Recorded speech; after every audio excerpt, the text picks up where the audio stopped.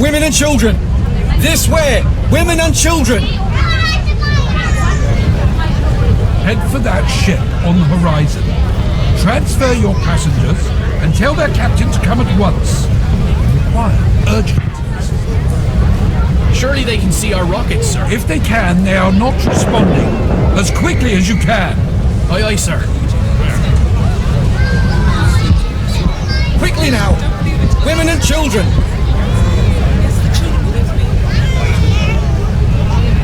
Quickly! The boats are leaving! Daddy, where are we going? Shh, love, we're going on a little adventure. We'll be back soon. Over here. Let's try this one. I'm afraid it's women and children only, sir. Please, sir, can't you see my wife needs help with the children? Sorry, sir. Captain's orders. What's the meaning of this? Is this a drill? Only a precaution, sir. Everyone will be back aboard in good time. John, I can't manage without you. I need you. We'll just have to for now. But don't worry, Marie. I'll get on another boat. You go ahead with the children. Daddy, I don't want to go without you. John, I don't see any men boarding lifeboats. I'm sure there's other boats further down letting men board. Right, David, help your mother and sister board. Yes, Dad. I'm sorry, sir. Women and children only. For God's sake, just a he's boy. just a boy. What age is he? He's only 16. He'll have to stay on board with the other men. God's sake. Do something, John. Is there nothing you can do? My wife can't manage alone. I'm afraid not, sir. Captain's orders. Hey, the officers are letting the boys leave on the other side. You must hurry. Thanks, Fred. Marie, take the baby. Look after Emily. We'll get on another boat. Emily, Daddy loves you very much. Be good for your mother and sister. We'll see you again soon. Daddy, don't go. You have to come with us. We won't be able to find you. Shush now, love. You're going on the boat with your mum and your sister. We'll be along shortly, I promise. Daddy, I don't want to go. Women and children. Go straight to the next boat. Do what you must to get aboard. Do you understand? I will, Mum, I will. Don't worry. Mind him, John. Right, Emily. Time to go. Be brave. No. Here. No, Hey, Daddy, Emily, please. go. You have to I go want with to your mother. With you. Go. Please let me go with No. you. Dad. You'll be all right. Please. Be good, child. We'll see you soon. We'll head straight for another boat. Women and children. Final call. Right, it's time to go. No. No. My daddy. No.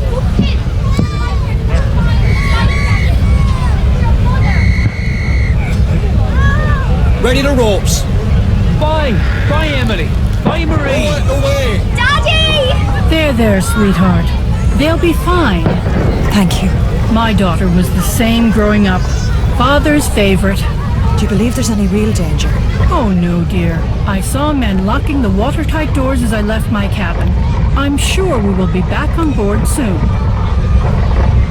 Hey, how do we get to the lifeboats? We can't get up on the deck! Oh dear. Do the steerage have their own boats? I don't know. There should be boats in the third-class decks, but I haven't seen any.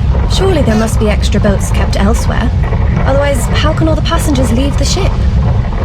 How's your ankle, Helen? You took quite a tumble boarding the boat. Swollen. I think it may be broken. Oh dear. When we get back on board, Dr. Locken can cover it. At least this could make an interesting story for your next novel. Yes, well, perhaps this type of adventure novel would best suit Colonel Gracie. Oh, I do hope Father is safe. Surely he'd be safer on board the Titanic than here in this boat. Yes, well, this is not quite the ending to our adventure that I was expecting. Do you remember Father's face when we arrived?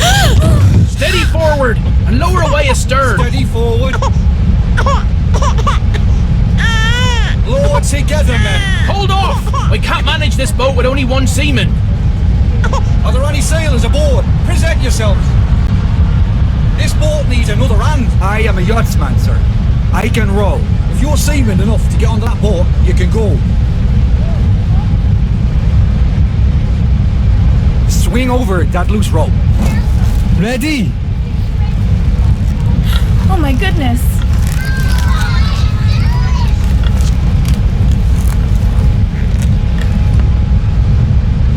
There, by the oarlock.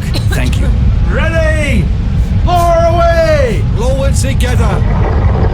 It's so dreadfully cold tonight. Almost there, Mother. How long must we sit in this boat? Till morning. Be glad you're in here and not up there. I was an unpleasant man. Mass was lovely this morning. How nice the captain attended. Yes, this is his last journey commanding a ship. Such a beautiful ship to retire with. There was a planned lifeboat drill this morning. Postponed it so the captain could attend mass instead. Oh, perhaps that explains why the sailors on the deck seemed almost unprepared when lowering this lifeboat. And why our lifeboat has only 3 sailors. Yes, this whole affair has been managed rather badly. I shall be making a complaint when we come aboard Titanic. Help! I'm trapped! Oh my Lord. Help! Mommy, I'm scared. Shh, it'll be fine. Get ready to release the ropes. Aye, aye, sir.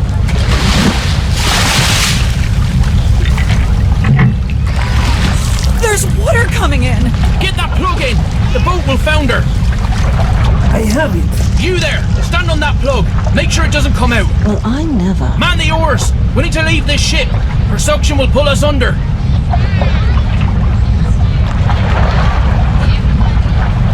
Pull! Hurry, damn you! Where are we heading? Towards the lights on the horizon, just off the port bow.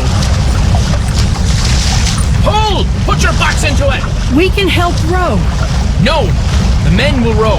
You can steer the rudder. The sooner you can row. No, you will not. Sit down. Look, child. Look what I have here. He's friendly. He won't bite. Would you like to hold him? He's so soft. Can you look after him for me?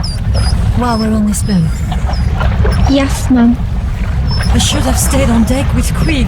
No, it was good of you to join us in the boat. Quig wouldn't have allowed you to stay on deck. I'm sure we will be back on deck shortly. Never mind that sailor. And what if there is real danger? There can't be. The captain said so himself. This is just a precaution. This fog on the horizon, and no moonlight. Yes, it's hard to see anything tonight. I doubt the other ship will even see us approach. Ma'am, can you hold this, please? Ah, much better. Thank you. Let's hope they see us. It looks like some boats don't have their lanterns lit. And all the stars. The sky is beautiful tonight. Look at them all around. Are there any supplies in this boat? There's nothing. No water, no bread, no compass. Any blankets? I don't see any. There are a few here. Yes, some here too. A stowaway! Oh, officer, look. Sorry.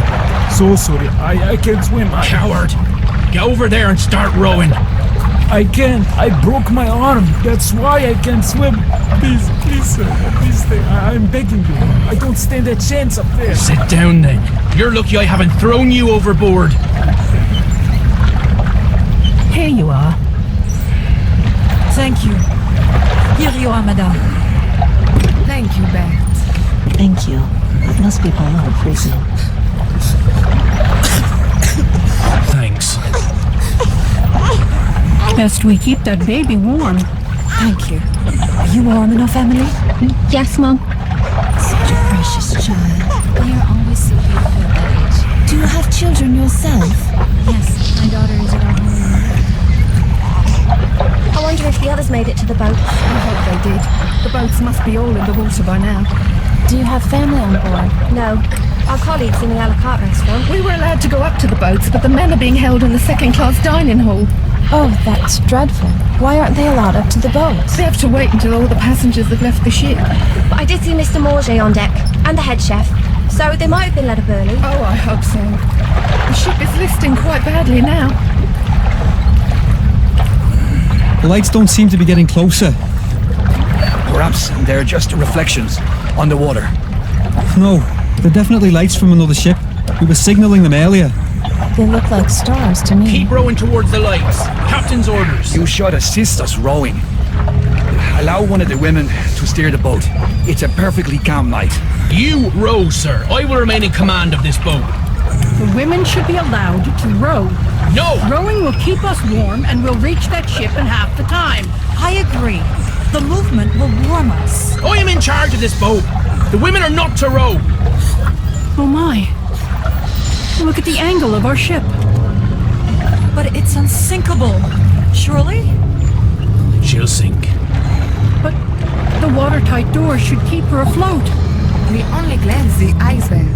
Surely she isn't that damaged? She'll founder. It's just a matter of time. What about those not in lifeboats?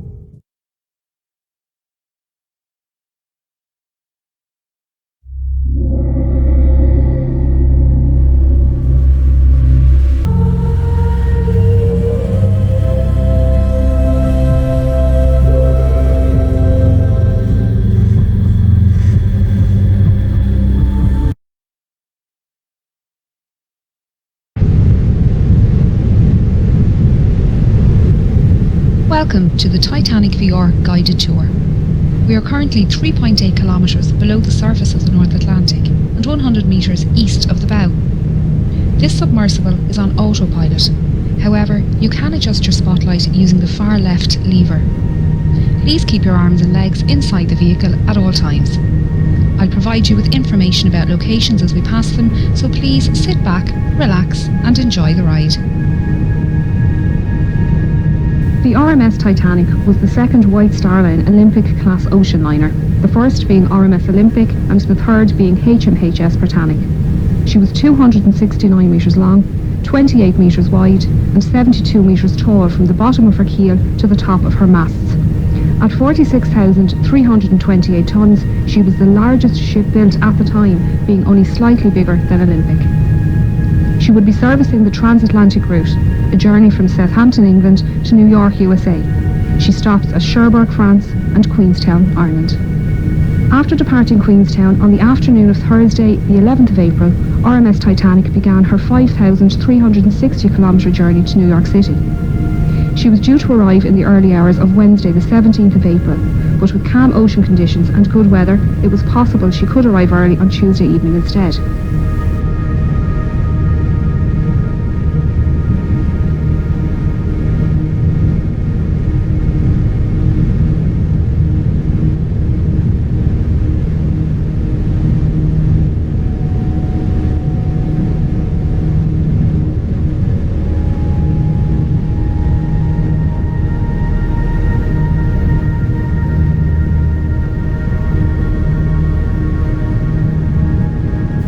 The night of the 14th of April was moonless, and a light fog was developing on the horizon.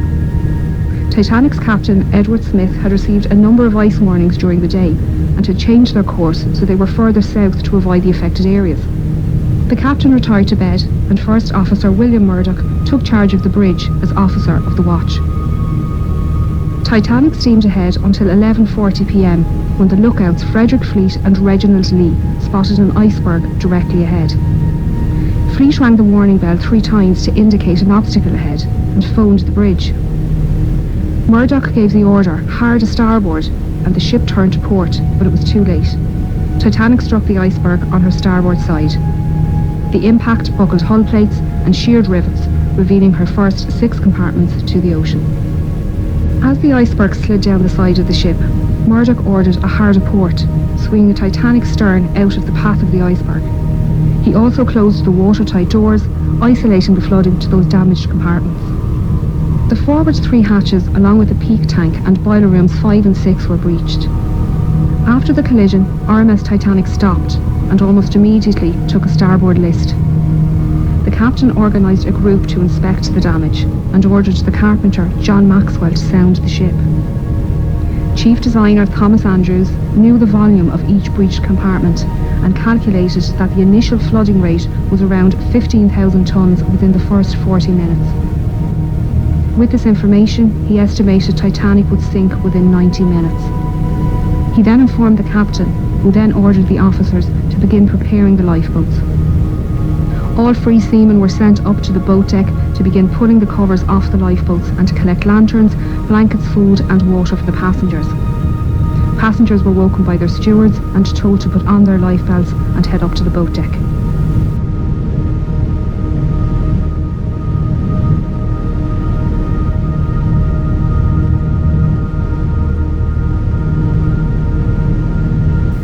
Titanic carried just 20 lifeboats, 4 more than required by the regulations outlined by the British Board of Trade.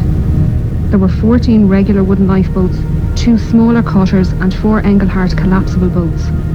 The total capacity of these lifeboats was only 1,178 people, far less than the total on board. This fact must have weighed heavily on the captain's mind, as he specified the boats to be filled with women and children first. Just over an hour after the collision, the first lifeboat left the sinking ship. To convince women to leave, officers tried assuring them it was only a precaution, that they would be back on board by daylight. First Officer Murdoch filled the starboard side, while Second Officer Charles Lightoller filled port. The officers interpreted the captain's women and children first order differently, with Murdoch putting men into the boats after all the women and children near the boat had entered. Lightoller, on the other hand, only allowed women and children to enter the boats and refused all men and boys over 14 years old. By 1:45 a.m, Titanic was down by about 5 degrees to the head, with the forecastle almost underwater. Panic began to rise through the passengers still on deck as they watched boat after boat launch.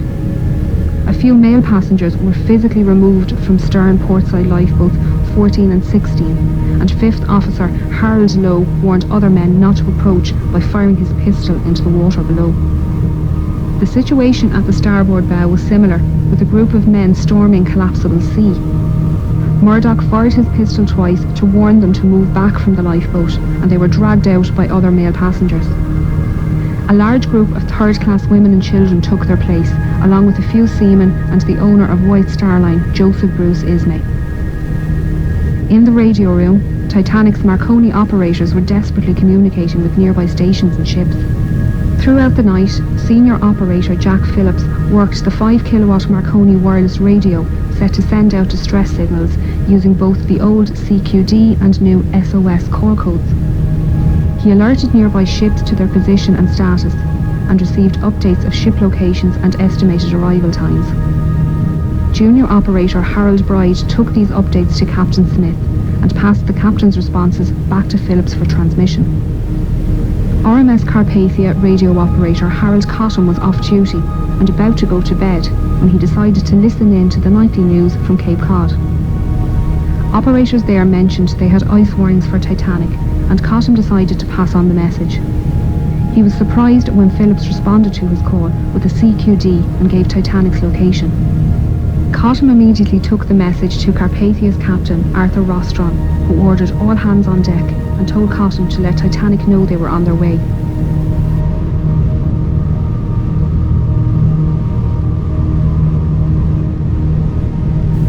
As the water reached the boat deck, the operators left their station, with Bride heading towards the port bow and Phillips to the starboard stern. Murdoch and 6th Officer James Moody were standing on the starboard side, loading collapsible A into the davits. Lightoller was on the officers' quarters rooftop, removing collapsible B, when the bridge suddenly ducked under the surface. Waves washed over the decks, carrying people and the collapsible lifeboats into the ocean. The forward funnel collapsed at its base, with the resulting wave crushing the starboard bridge wing and those swimming in the water nearby. The stern rose out of the water, peaking at an angle of around 15 degrees. This placed stress on Titanic's keel, which buckled and twisted, tearing the ship in half and sending the waterlogged bow plummeting to the ocean floor. The tear wasn't clean, with decks failing to hold on at varying positions. The stern, now rapidly filling with water, bobbed on the surface for a few minutes before slipping under. RMS Titanic was carrying an estimated 2,208 passengers and crew, with only 712 surviving the disaster. Those who survived spent the night floating in darkness until RMS Carpathia arrived around 4 a.m. Captain Rostron had pushed the Cunard liner to break her speed record, but it wasn't enough. Titanic had sunk before Carpathia arrived, and they found 20 lifeboats at Titanic's location. Unfortunately, the exact number of victims is unknown, as there were many last-minute ticket purchases and cancellations, and that documentation was lost along with the ship. Of the 1,317 known passengers, over half were travelling third class or steerage as it was known. These passengers couldn't access the boat deck without entering second class or crew areas, meaning many were unaware how to get to the lifeboats and escape the sinking ship. First and second class passengers had no issues making their way to the boat deck, as staircases provided both classes direct access. Many expeditions to find and raise the wreck were proposed over the years, with the exact location of her wreck being unknown. Titanic's coordinates sent out in distress on the night of the accident had been incorrect. On the 1st of September 1985, a Canadian-French team were searching the area when Dr. Robert Ballard came across some small debris. He followed the trail, which led him to a boiler and eventually the wreck. His discovery confirmed suspicions that Titanic had in fact split, and there was no hope of raising the wreck as a whole. Scientists and historians have long argued for and against the recovery of artefacts from the site, with many agreeing the site should be treated as a mass grave.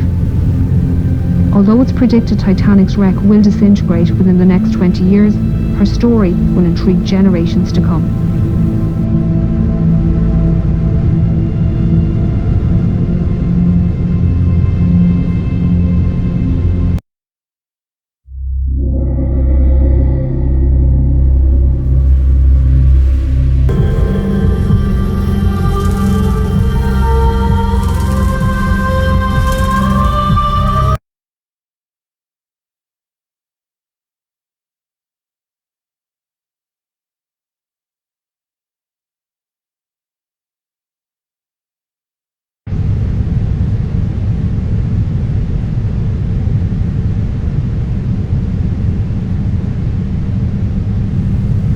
Welcome to the Titanic VR guided tour. We are currently 3.8 kilometres below the surface of the North Atlantic and 100 metres east of the bow. This submersible is on autopilot. However, you can adjust your spotlight using the far left lever. Please keep your arms and legs inside the vehicle at all times. I'll provide you with information about locations as we pass them, so please sit back, relax and enjoy the ride.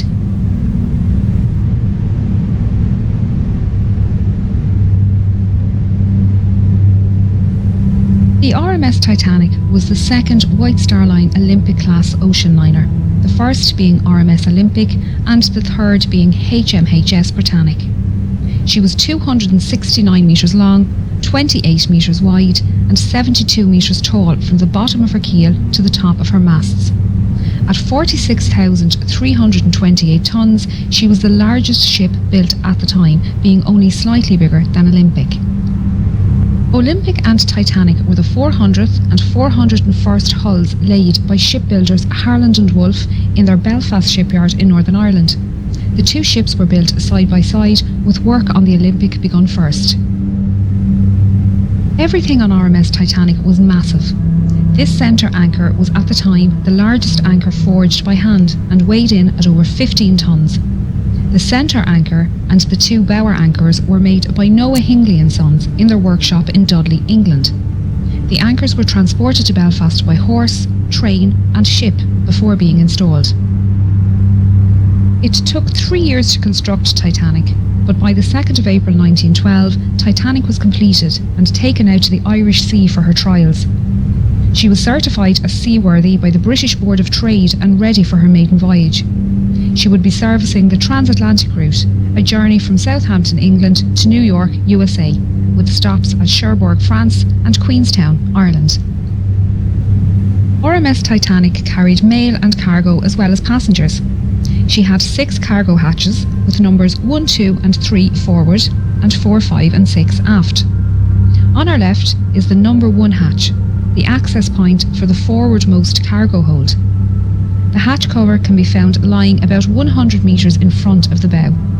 It was blown off this hatch when the bow impacted the ocean floor and the water inside was forced up and out of the ship. After departing Southampton on the afternoon of Wednesday the 10th of April, RMS Titanic began her 5,360 kilometres journey to New York City. She was due to arrive in the early hours of Wednesday the 17th of April, but with calm ocean conditions and good weather, it was possible she could arrive early on Tuesday evening instead. The night of the 14th of April was moonless and a light fog was developing on the horizon. Titanic's captain Edward Smith had received a number of ice warnings during the day and had changed their course so they were further south to avoid the affected areas. The captain retired to bed and First Officer William Murdoch took charge of the bridge as officer of the watch. Titanic steamed ahead through the night while lookouts Frederick Fleet and Reginald Lee searched the horizon for small ice. They were standing here in the crow's nest when at 11:40 p.m. Fleet spotted an iceberg directly ahead. He rang the warning bell 3 times to indicate an obstacle ahead and phoned the bridge. Murdoch gave the order, hard a starboard, and the ship turned to port. But it was too late. Titanic struck the iceberg on her starboard side. The impact buckled hull plates and sheared rivets, revealing her 6 compartments to the ocean. You can see here the remains of the crow's nest platform and the mounting bracket for the bell above the access hole. The bell and telephone can be found lying in the debris field. The lookouts would climb up a ladder on the inside of this mast to reach the crow's nest. Both Lee and Fleet didn't believe Titanic had struck the iceberg hard and thought it was just a close shave. They didn't realise the seriousness of the situation until they arrived on the boat deck and were ordered into lifeboats.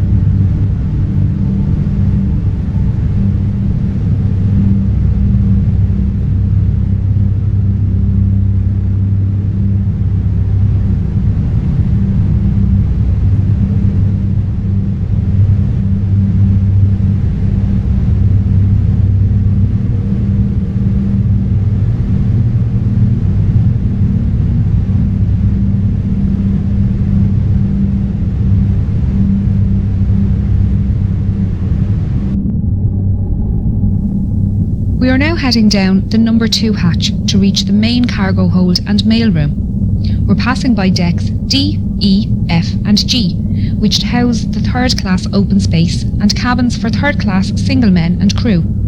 Third class single women and families were accommodated in the stern. The D deck open space was a large sheltered area with bench seats, small tables and a bar. Steerage passengers used this space to walk, socialise and to listen to music. They were expected to create their own entertainment and some passengers brought their instruments with them on the journey. The third class passengers held a dance party here on the night of the sinking. The crew staying in this section were mostly firemen, trimmers and greasers. These crewmen worked in the hot and dirty boiler and engine rooms, shoveling coal and greasing machinery. Because of this, they had their own special wash areas and slept in rooms away from passengers. They accessed their work areas through a passageway under the cargo hold below.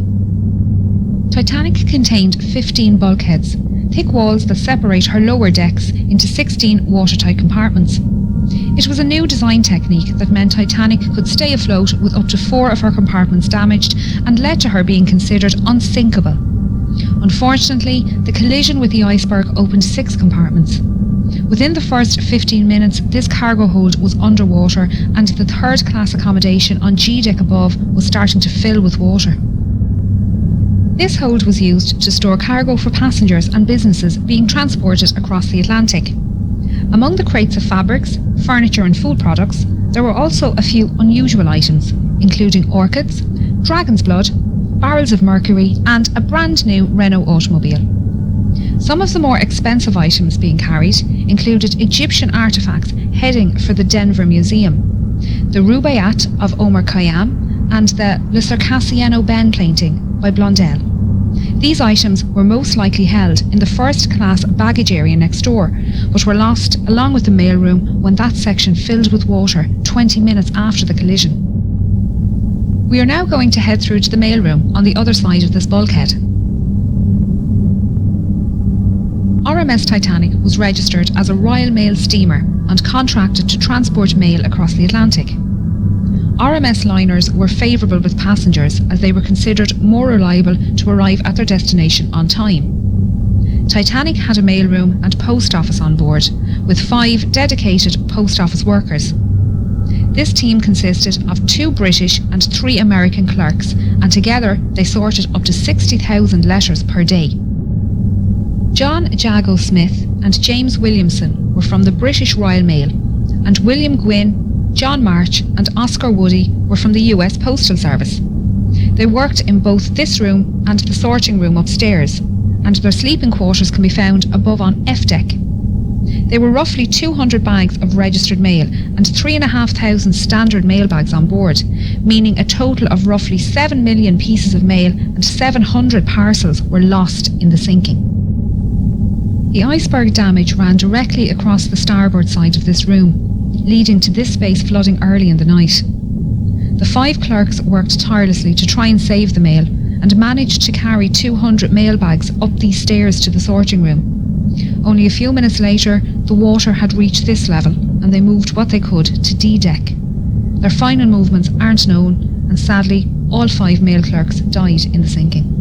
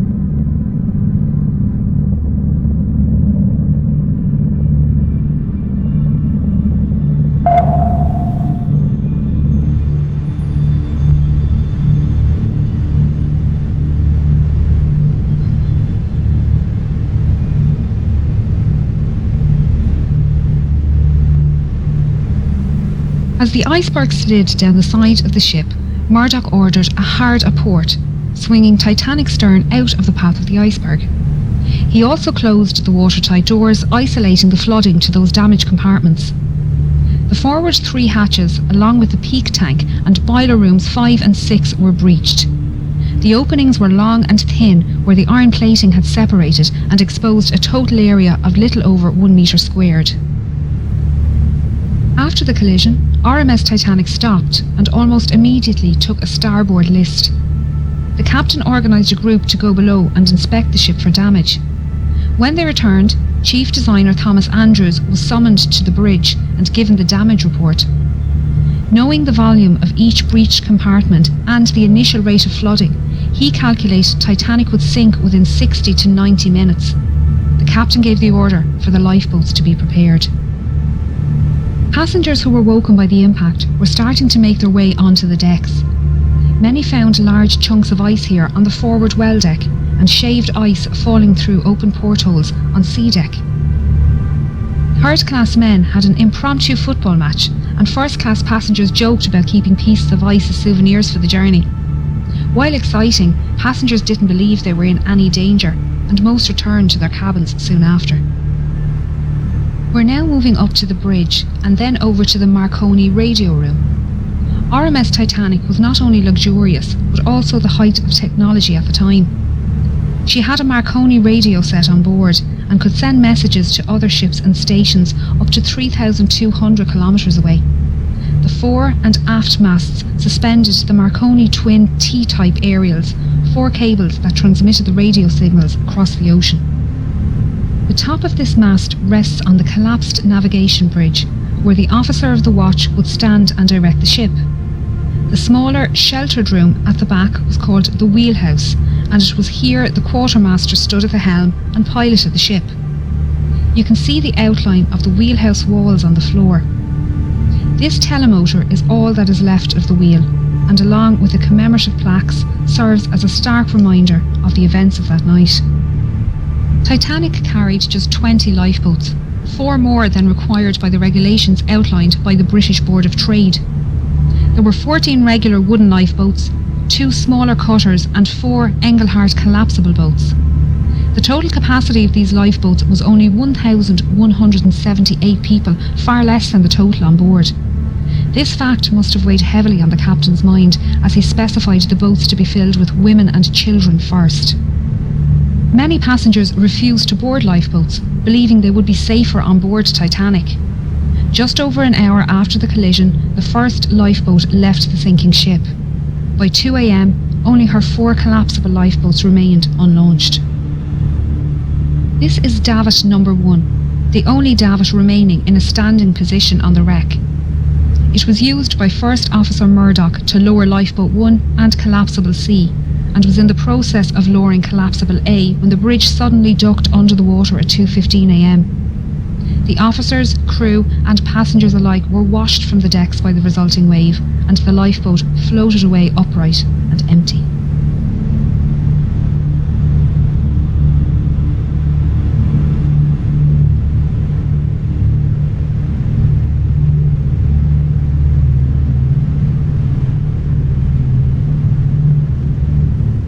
This hole is where the forwardmost funnel was situated. As the bow dipped under the surface, the funnel fell forward and crushed the starboard bridge wing and the people swimming in the water nearby. The stern rose out of the water, peaking at an angle of around 15 degrees.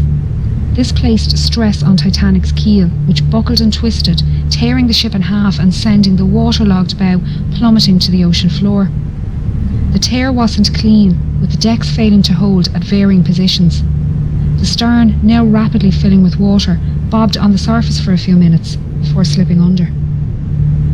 Those in lifeboats had rowed far away from the ship for fear of being pulled under by the suction as Titanic sank. They were now left to decide whether they remained safe in their boat or try to rescue some of the 1,500 people floating in the freezing water.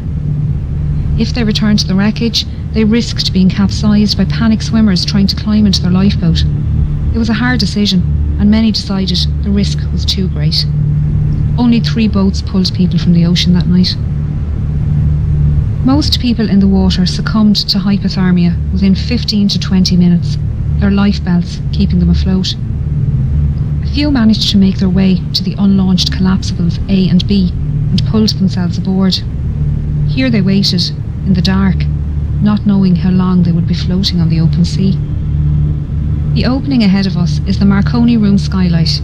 We're now going to descend into the room to learn about the rescue.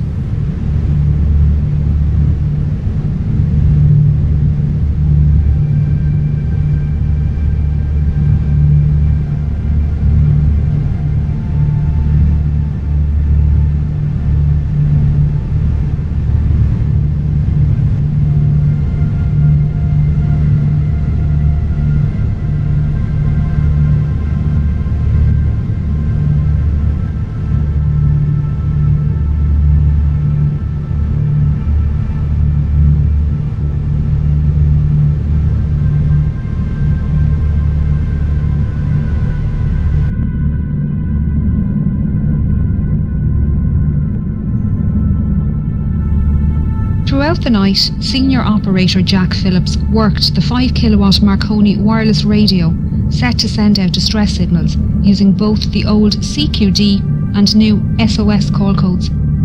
He alerted nearby ships to their position and status and received updates of ship locations and estimated arrival times.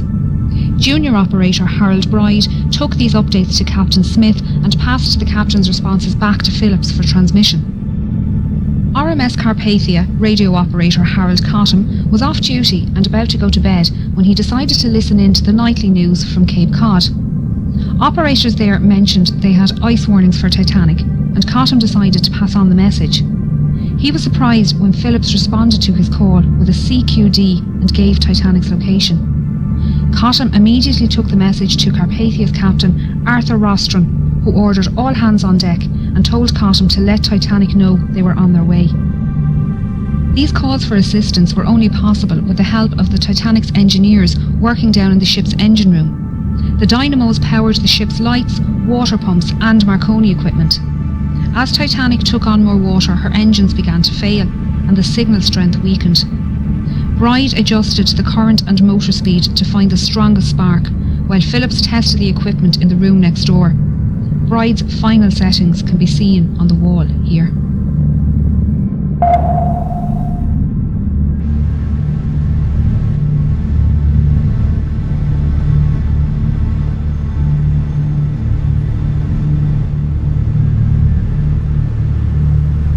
When water reached the boat deck, the operators left their station, with Bride heading towards the port bow and Phillips to the starboard stern. After the wave washed over the decks, Bride found himself in the water underneath collapsible B and managed to climb aboard. Phillips was lost in the sinking. RMS Titanic was carrying an estimated 2,208 passengers and crew, with only 712 surviving the disaster. Those who survived spent the night floating in darkness until RMS Carpathia arrived around 4 a.m. Captain Rostron had pushed the Cunard liner to break her speed record, but it wasn't enough. Titanic had sunk before Carpathia arrived, and they found 20 lifeboats at Titanic's location. Unfortunately, the exact number of victims is unknown, as there were many last-minute ticket purchases and cancellations, and the documentation was lost along with the ship. Of the 1,317 known passengers, over half were travelling third class, or steerage as it was called. These passengers couldn't access the boat deck without entering second class or crew areas, meaning many were unaware how to get to the lifeboats and escape the sinking. Passengers from different classes were strictly separated and not allowed to visit each other's areas. This was mainly for health and immigration reasons, as all third class passengers emigrating to the United States were taken to Ellis Island for a health check and processing before being allowed to enter the mainland. The US government was concerned about diseases entering the country, and all ships transporting people to the United States had to adhere to the segregation laws. First and second class passengers had no issues making their way to the boat deck, as staircases provided both classes direct access. This forward grand staircase is one of the most iconic spaces within the ship, and linked the floors accessible to first class from the boat deck through to F deck. Each deck contained stylised cabins, common spaces and state-of-the-art facilities.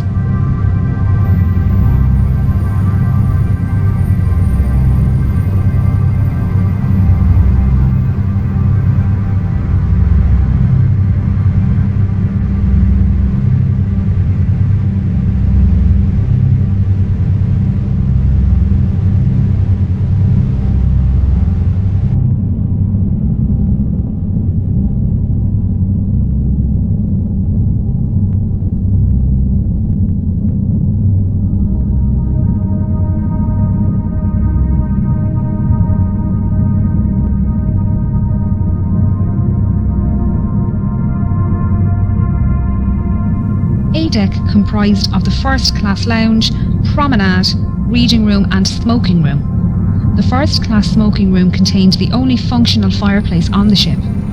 All cabins and other passenger areas of the ship contained either false fireplaces or electric heaters.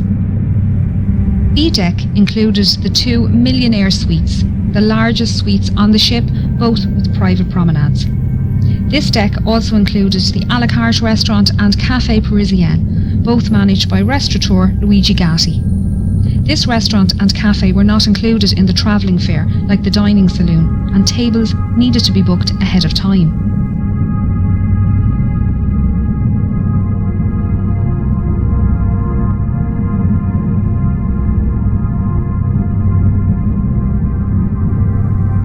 C deck was known as the shelter deck and contained first-class accommodation along with the first-class barber shop, inquiry office and purser's office.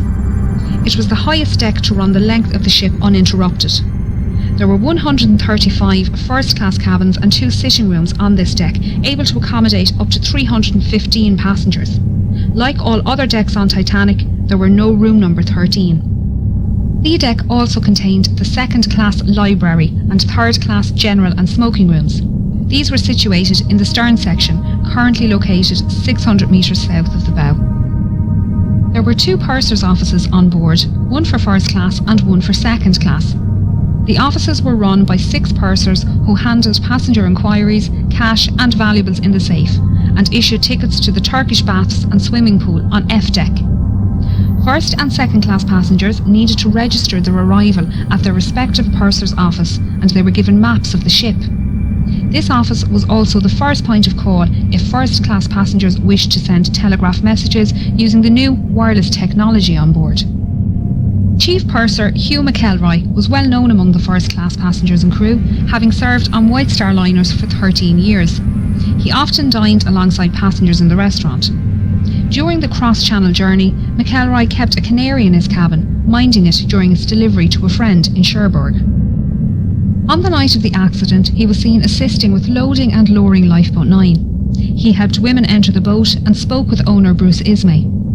He was also seen on deck speaking with Assistant Purser Reginald Barker and surgeons William O'Loughlin and John Simpson. The friends were standing silently watching the last boats being lowered and spoke briefly with Officer Lightoller before shaking hands and saying their goodbyes.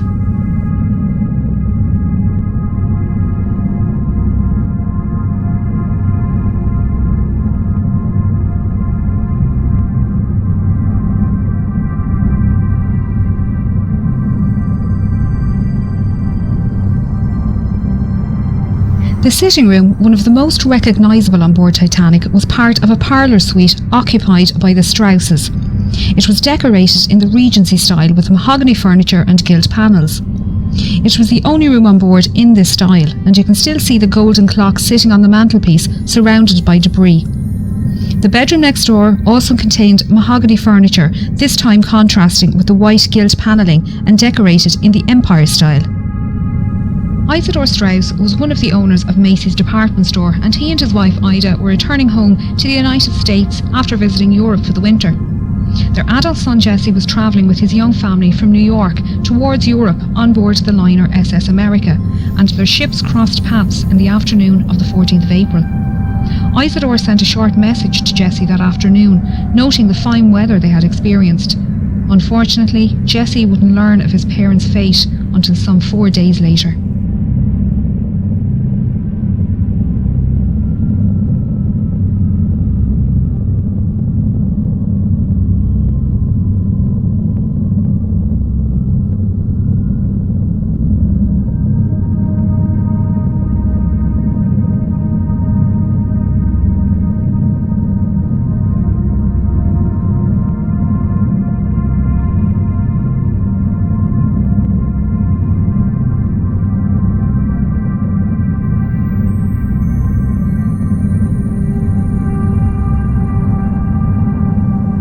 elderly couple were woken by the slight bump as Titanic struck the iceberg and made their way up onto the deck after waking their maid and valet. When the time came for Ida to board Lifeboat 8, she entered the lifeboat but then realised her husband would have to stay on board. She stepped back out. Isidore and others tried to convince her to re-enter the boat, but she refused to leave without her husband. Ida helped their maid Ellen Bird into the boat and wrapped her fur coat around Ellen, saying she wouldn't be needing it anymore.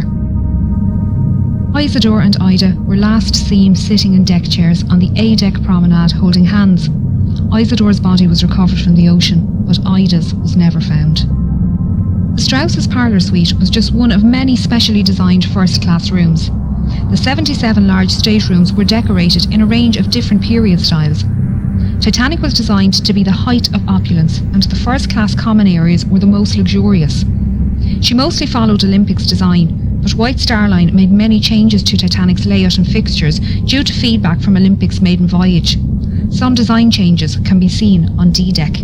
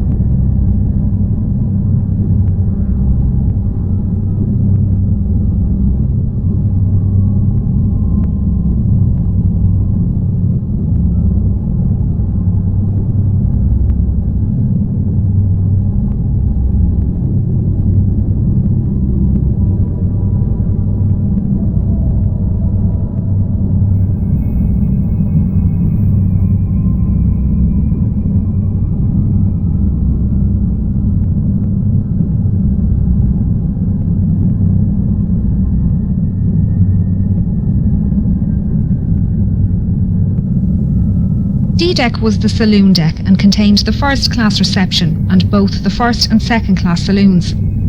This was also the highest deck to accommodate all three classes. This reception room was possibly the most utilised first-class space on the ship. It extends the full width of the ship and was decorated Jacobean style with raised ceilings, white carved panelling and dark green carpet. The arched windows on the sides allowed natural lighting during the day and were lit at night by electric lights hidden behind the glass. White wicker furniture with green cushions and potted palms completed the look, keeping the space open.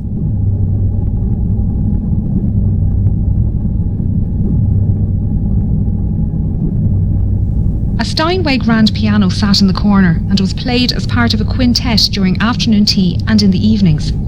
Passengers would sit and listen to the band before heading to dinner in either the B-Deck restaurant or through the double doors to the first-class saloon. Percy Fletcher, the ship's bugler, called passengers to their evening meals by playing the Old Roast Beef of England at various locations around the ship.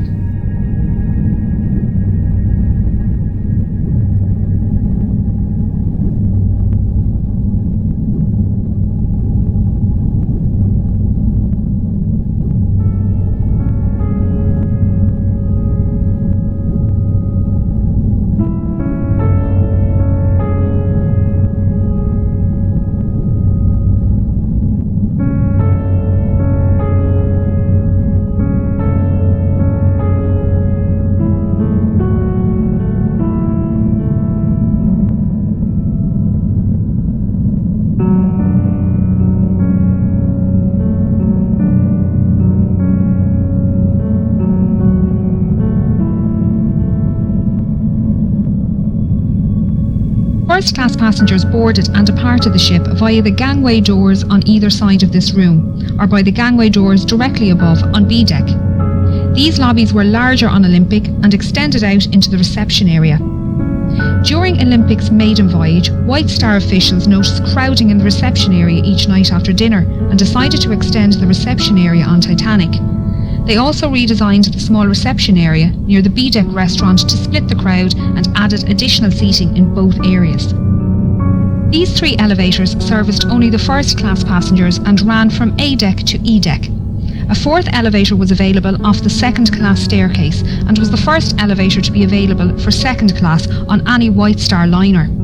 As no photographs exist of Titanic's forward grand staircase or elevators, it was assumed they were exact copies of those found on Olympic. It wasn't until film director James Cameron explored this area with an ROV that it was discovered the intricate design of their grilles is different to that on Olympic. Not a lot of sea life lives at this depth, but since discovering the wreck we've learned quite a bit about the ones that do. So far, 24 species of invertebrates have been discovered around the wreck, including crabs, coral and sea stars. There have also been 4 species of fish found, with the rat-tail or grenadier fish being one of the more common species. They can grow up to 1 metre long and can be found both inside and outside the wreck.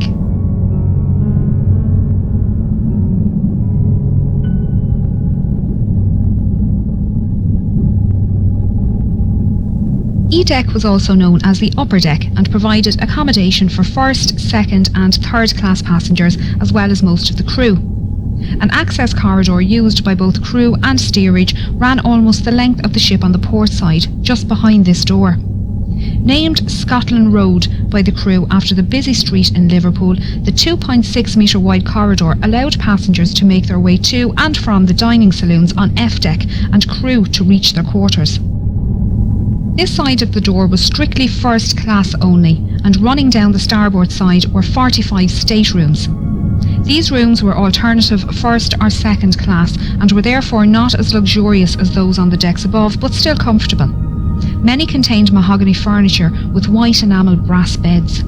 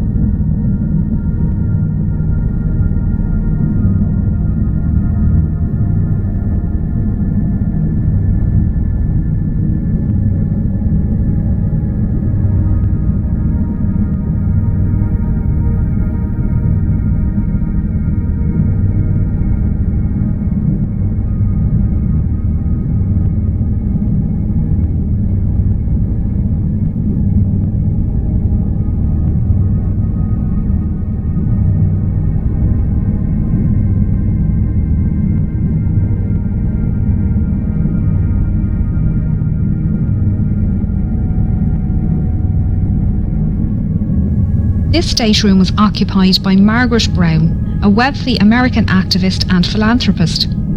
She was heavily involved in workers' and women's rights and campaigned to support those less fortunate both before and after the accident. Margaret was holidaying in Egypt with friends when she received a message that her eldest grandson was seriously sick at home in the United States. She booked the earliest ship from Cherbourg back to New York, the RMS Titanic. In her interview with Colonel Archibald Gracie, she stated she was lying on her brass bed reading at the time of the accident. She felt the bump, but didn't think much of it and kept reading. It wasn't until she heard men talking about heading up on deck that she decided to find out what happened. One of the men told her to grab her lifebelt and head up onto the boat deck with them.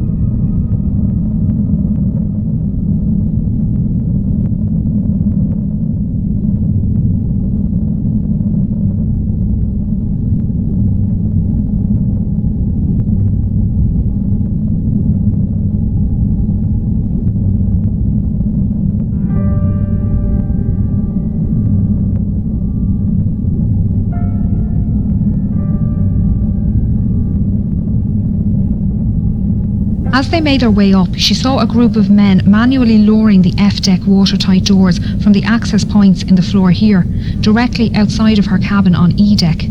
The men were joking around as they worked, so she thought it must only be precautionary. Margaret helped women board lifeboats on the port side of the ship before being persuaded to join Lifeboat 6. She noticed her lifeboat was lacking rowers and organised people to take an oar. She tried to convince the passengers of her lifeboat to head back to the wreck and save those swimming, but was met with opposition from the quartermaster in charge. Once on board RMS Carpathia, she organised a 9-member survivors committee who raised compensation funds for second and third class passengers and paid for passenger telegraph messages. The committee raised over $10,000 in the 4 days' travel to New York, the equivalent of $234,000 in today's money. Margaret, along with 2 other first-class women, organised daily counselling sessions held in the dining saloon, and her fluency in French, German, Italian and Russian helped her console non-English speaking passengers. Margaret's efforts to help others on board both Titanic and Carpathia earned her respect, as did the determination of Carpathia's Captain Rostron. At a ceremony in New York, Titanic survivors presented Captain Rostron with a silver cup and golden medal to thank him for coming to their rescue and for the hospitality shown to them on board Carpathia.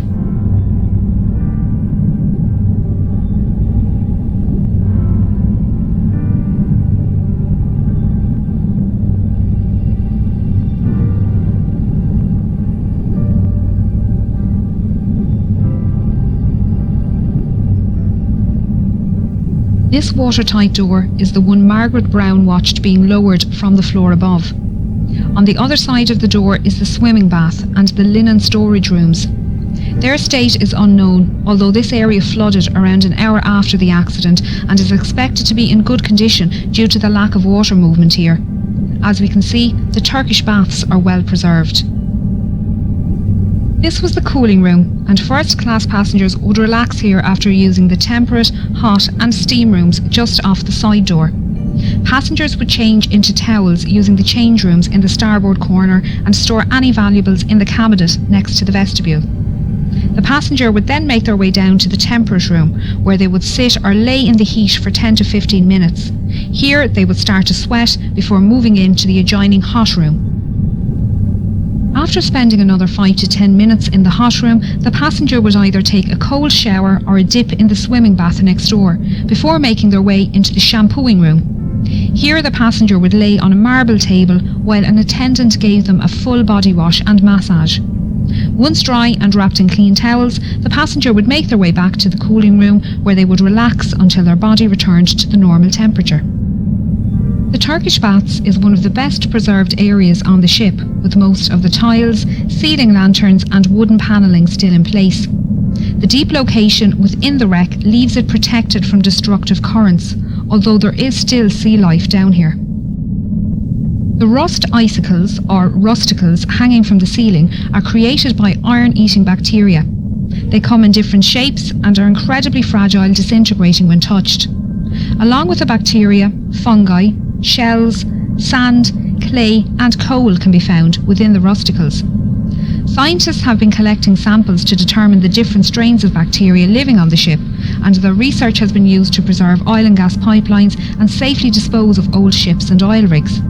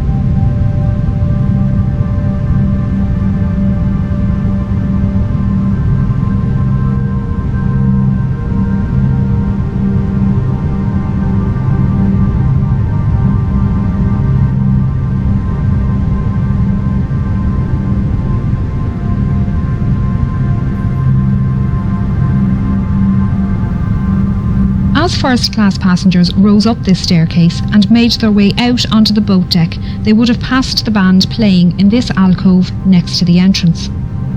The band consisted of 8 musicians led by violinist Wallace Hartley. They usually played separately as a quintet and string trio at varying locations throughout the day. During the evacuation, the musicians began playing near the B-deck restaurant, before later moving up to this position near the forward grand staircase. They played mostly ragtime tunes to calm passengers standing nearby and draw passengers inside up to the boat deck. Some survivors state that the band played until the end and that the night was so quiet, even those in lifeboats away from the ship could hear the music. Many survivors claim that the hymn "Nearer My God to Thee" was the last song played, although it was also reported to be "Songed Autumna." Sadly, all 8 members died during the sinking, with only 3 remains recovered by the cable ship Mackay Bennett. Wallace Hartley was one of them, found with his violin inside his case and strapped to his body. The violin was an engagement gift from his fiancée, and it was returned to her following his death. Memorial monuments have been erected around the world to honour those who died at their posts as Titanic sank. The musicians playing on deck, the passengers who loaded lifeboats and then stood aside, the firemen and engineers keeping the dynamos running.